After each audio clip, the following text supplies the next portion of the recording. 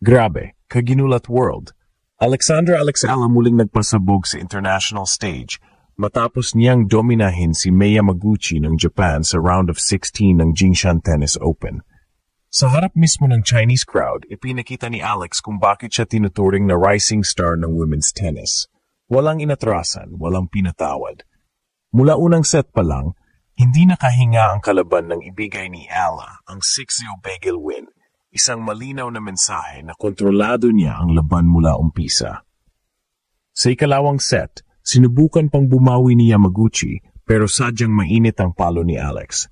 Cross-court, down the line at killer serves kaya natapos ang laban sa score na 6-0, 6-3. Sa bawat punto, rinig ang sigaw ng crowd pero lalo lang nitong pinalakas ang loob ng Filipina pride. Sa huli, si Alex ang nagtapos ng laban na parang isang tunay na bituin. Pasok na agad sa quarterfinals ng Jingshan Open. Isang hakbang na naman ito papalapit sa kasaysayan para sa ating pambato. Kagulat world, ito na ang tanong, hanggang saan dadalhin ni Alexandra Ala ang kanyang tapang at talento?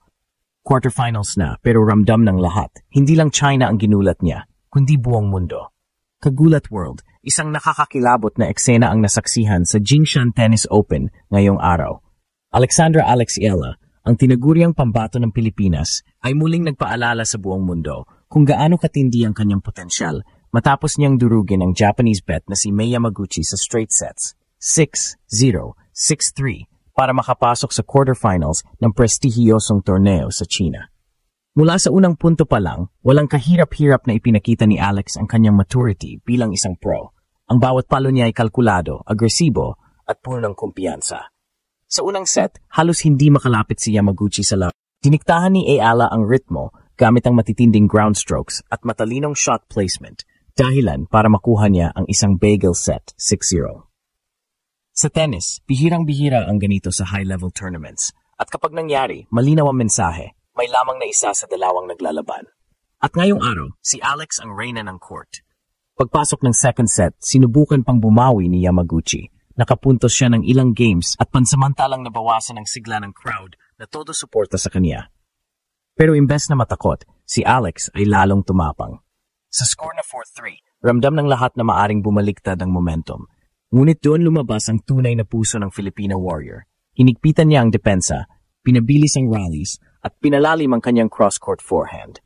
Sa huli, hindi nakayanan ng Japanese player ang pressure at tinapos ni Alex ang laban sa 6-3. Kagulat world, hindi ito basta panalo lang.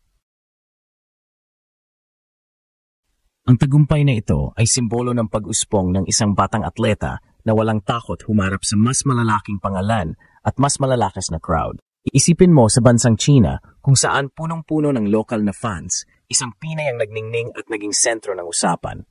Hindi lang niya ginulat si Yamaguchi, kundi ginulat niya rin ang buong host country at lahat ng tumutok sa laban. Bukod sa scoreline, kitang-kita rin ang maturity ni Alex.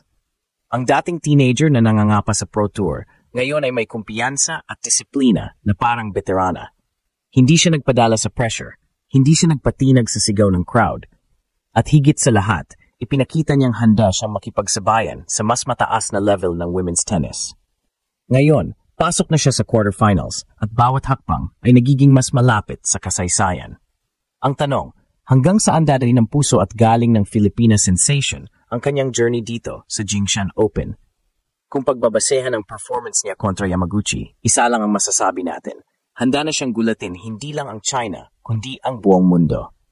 Kagulat world, kung titignan natin ang performance ni Alex Ala kontra Mei Yamaguchi, makikita natin na hindi lang ito tungkol sa score na 6-0, 6-3. Ito ay kwento ng kumpiyansa, ng kontrol sa laro, at ng lakas ng loob na dalang isang batang atleta na naglalaro para sa kanyang bansa sa pinakamalaking entablado. Ang unang set ay parang isang pahayag. Hindi lang basta panalo, kundi isang dominasyon. Ipinakita ni Alex na kaya niyang itulak ang isang world-class opponent sa gilid ng court. Wala halos may bato pabalik. Para bang gusto niyang iparating, ako ang boss sa loob ng court na ito. Ang bawat palo ay malinis. Ang bawat service ay may kasamang bilis at anggulo na hirap abutin ng kalaban. Dito pa lang, ramdam ng lahat na special ang gabing ito. Ngunit sa ikalawang set, doon dumating ang tunay na pagsubok. Hindi nagpatinag si Yamaguchi. Pinilit niyang bumawi at mahanap ng butas sa depensa ni Alex. Umabot pa sa 4-3 ang score at saglit na nagkaroon ng tension sa crowd. Marami ang nag-akala na baka bumigay ang momentum ni Ala, lalo't home crowd advantage ang hawak ng kanyang kalaban. Pero dito lalong lumabas ang kanyang championship composure. Imbes na kabahan, mas lalo siyang tumibay. 2 sunod na games ang pinutok ni Alex para tapusin ang laban at sa huling punto ay kitang-kita ang determinasyon sa kanyang mga mata.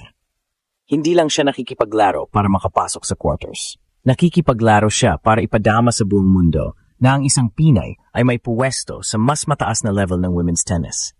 Kung babalikan natin, ilang linggo pa lang ang nakalipas ng pinag-usapan si Alex dahil sa kanyang upset win laban sa mas mataas na seeded players sa ibang tournaments. Pero itong panalo kontra Yamaguchi ay may kakaibang bigat. Una, dahil ito ay sa China, isang bansa na powerhouse sa sports at may matinding crowd support.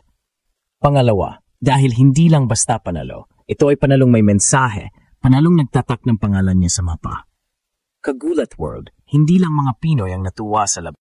Sa social media, makikita mo na maraming international tennis fans ang napapansin na si Ala ay consistent na nagpapakita ng maturity sa bawat tournament. Mula sa pagiging junior Grand Slam champion, ngayon ay unti-unti na siyang nagiging banta sa mas malalaking tournaments. At ngayong pasok na siya sa quarterfinals, mas lalong tumitindi ang excitement. Sino man ang makakalaban niya next, siguradong mas matindi ang hamon. Pero kung pagbabasehan ng diskarte, puso, at kumpiyansa na ipinakita niya kontra Yamaguchi, malinaw na hindi lang siya basta pupunta para makibaka, pupunta siya para gulatin ulit ang mundo. Kagulat World, ang epekto ng panalong ito ni Alexandra Ala ay hindi lang naramdaman sa court, kundi sa buong mundo ng sports.